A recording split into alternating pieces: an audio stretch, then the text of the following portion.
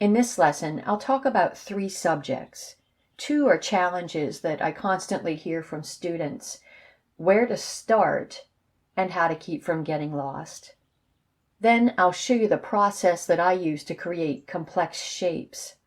This formula will help to address many of your questions, including how to map the colors and shapes, how to work your way through something that seems like the most impossible jigsaw puzzle, how to keep from getting lost, how much texture and hair markings to use, and how to change values to create contour and shadow.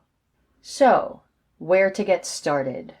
Find a place where you feel confident, where you can clearly see shapes that will guide you and help you through the process. I think I'll start right here. I'll use this long curly hair as a guide because I can easily see it in the photo. I can easily see this shape and this shape. So in this lesson, I'll work in this area. And now for the formula. The first thing I'll do is simply lay in the dark values and the light values. And I'll do that by working around the lightest shapes. I'll use this gray, the consistency of thin milk. I want it to be nice and pale. The purpose in this step is to begin to create a map that will serve as a helpful guide throughout the rest of the process. The color dries quickly on the palette, and you'll need to revisit the area, adding water as it dries to maintain the consistency of thin milk. Rinse that brush and put it down. I'll use the 0 brush for this step. It's clean and dry. Pick up a bit of color along the edge of the puddle, turning the brush to cover all sides. I'll start by laying in where the darks will be, working around the shapes that I see. For example, here's a shape that I'm using as a guide, and this shape above it is darker in value. So I'll lay in this pale color, and you can see it's not dark at all. And I don't want it to be dark in value. I just want to see a difference between the dark and the lighter shape. Now below that shape, right here, there's another area that's darker than that shape.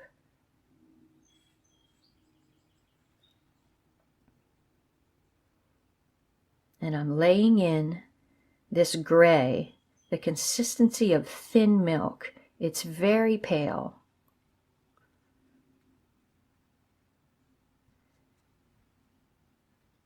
Now you can really see that shape, and it's going to be helpful as we work through the rest of this area.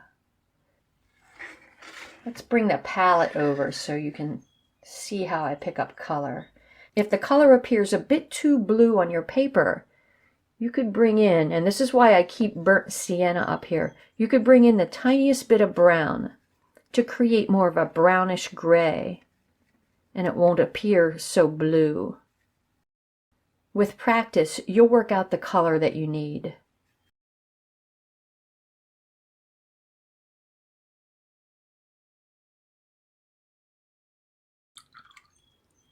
Let's continue. So now I'll move down to this shape. And as I look at the photo, and by the way, it helps to squint when you're looking at the photo. We've got this lighter shape here.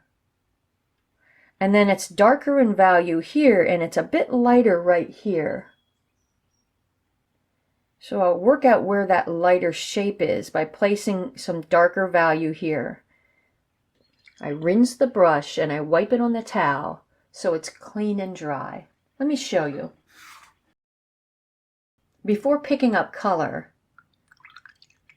rinse the brush and wipe it on the towel so it's as dry as you can get it. It's just barely damp. Pick up a bit of color along the edge of the puddle, turning the brush to cover all sides. The brush doesn't have to be dripping wet because you're working in a small area. Now here's an example of where my drawing doesn't have every detail in here, but it's okay. So I'm looking at this shape, using it as a guide, and now we've got that darker value in here. And now I want to work around this shape, which is a bit lighter in value.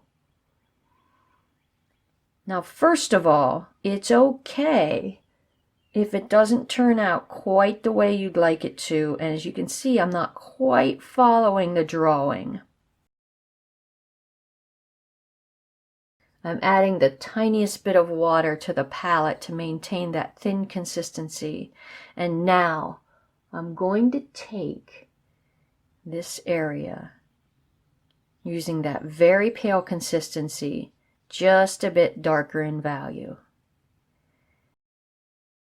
It's so important that your consistency on the palette, I'm adding a bit more water, is very thin and pale so it doesn't go in too dark. The goal here is to create a map that will serve as a guide. And since I've gone darker here, now I can see where that lighter shape is.